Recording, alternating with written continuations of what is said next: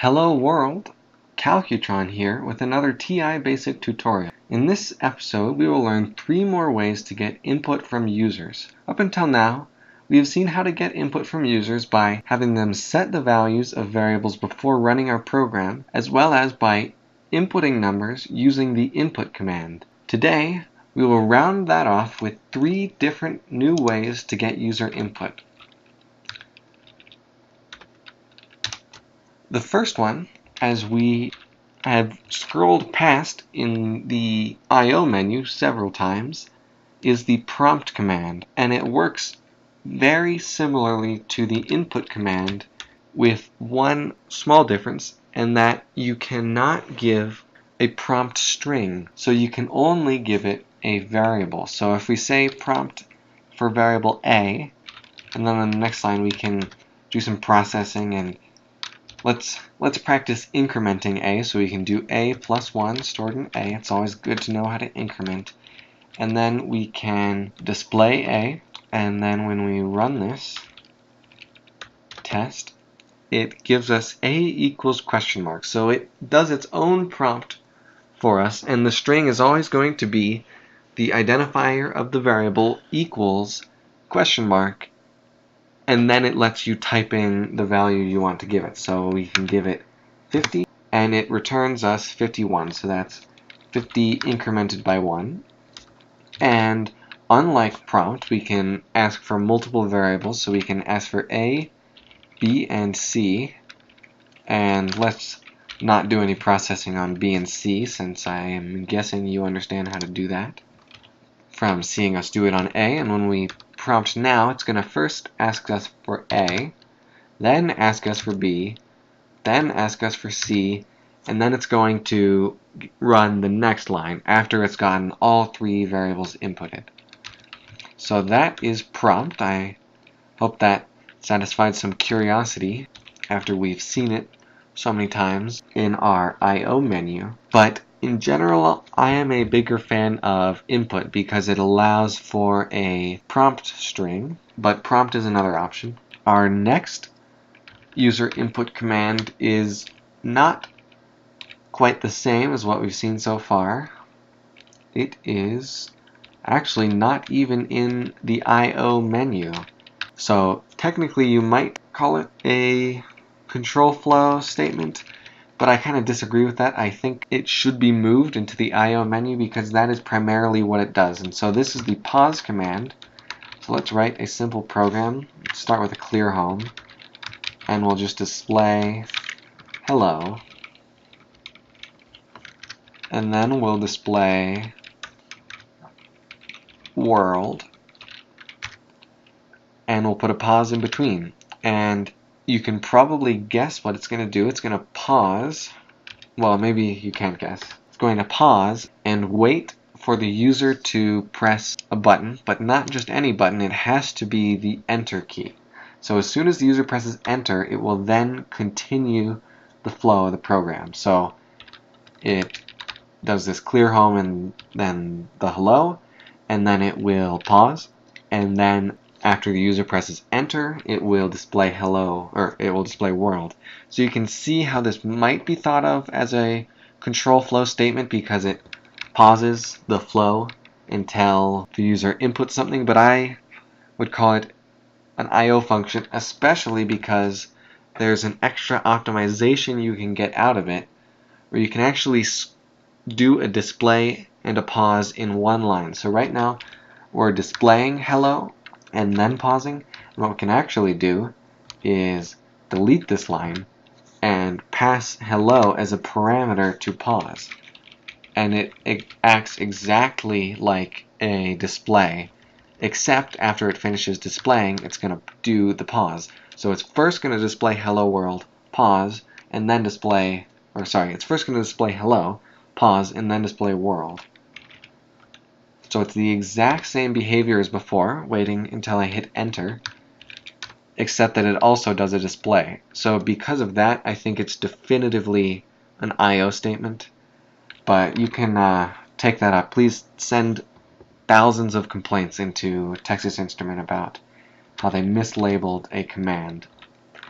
Now the next I/O function we're going to look at is also not in the, well, not also, it is in the control, or, oh, fumbling my words. It is in the I/O menu, unlike pause was, and it is this get key. And this is one of the most useful commands we've seen yet. And the way we use it is actually as an expression. So get key can go into any expression, so we can do get key plus 564, or display get key, or anything that we could put in a variable for. But what you almost always see is immediately storing it into a variable, and it is an integer, so we'll store it into one of our letter variables, and we usually use k for get key, just as it stands for key. So what get key is going to do is it's going to tell you what key the user just pressed. So we can run this, but we probably, well, let's have it display k, and it gives us a 0. And if you can almost try to hold down a key while it's running, but it's not gonna work. You need to, when you're using get key, most of the time you want to put it inside of a loop. So we can just put this inside of a while loop, and we'll do while 1, so it's going to be infinite, and we'll have to use the on key in order to break out. And if we run this, it's going to tell us 0, but when we start pressing numbers on our keypad, now it's a little bit too fast to see, but it's going to print them out. And so let's go ahead and hit on to exit out of this, or to break out of it. And let's edit this. So instead of while 1, instead of going forever, what you often see is, let's take this display out and put it afterwards. If we want to just go until we get key input, what we could do is while not k, while not k, and we could initialize k as 0, so it would start out as true. We could do this, and this will wait until we press a key, and then it will tell us what key we pressed. But hopefully you recognize we always want to enter this loop, and we always do enter this loop, so it's something that will always be executed at least once. And you'll also notice that we're going while the condition is not true. So hopefully your intuition is tingling, and you can see we can replace this with a repeat loop. So we can do repeat k, and then as soon as k gets a non-zero value, and 0 is what k returns when no key is being pressed, so as soon as someone presses a key and it becomes non-zero, it's going to break out of that loop, and it's going to tell us what key we pressed.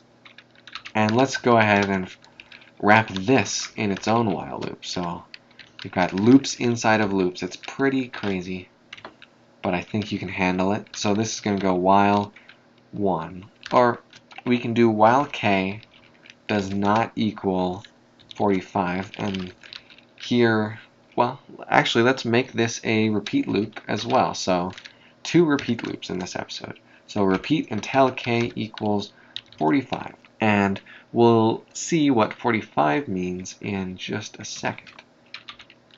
So we're going to run our program, and it's going to loop forever, and we're just going to hit keys on the keypad, and this is a good way to learn what number each key corresponds to, and hopefully you see a pattern start to emerge, and that pattern is the row and the column correspond to the tens place and the ones place. So if we run this again, the button in the top left of your calculator, that's the y equals button, that is in the first row and the first column of your keypad. So it is 1, 1, and then the window key is the first row, the second column, so that's 1, 2.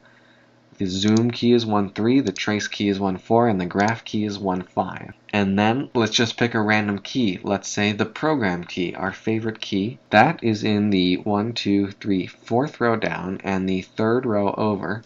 So it's key 4, 3 or 43. And you can do this for any key on your keypad. And in the 10th row, or the very bottom row, 103 is the bottom row. That corresponds to period. 105 is enter, and then 45.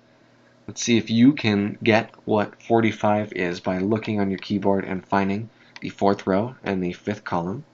I'll pause and let you find it for yourself. It's always best to follow along with your own calculator. So key 45 is clear. And so when we hit clear, that will exit our program. But there's one tricky part, and you might think, well, what row and column are our arrow keys in? And the answer is they tried to keep it semi-consistent. So the top 3 arrow keys, left, up, and right, are going to be in your 2nd row, and then your bottom arrow key down is going to be in the 3rd row.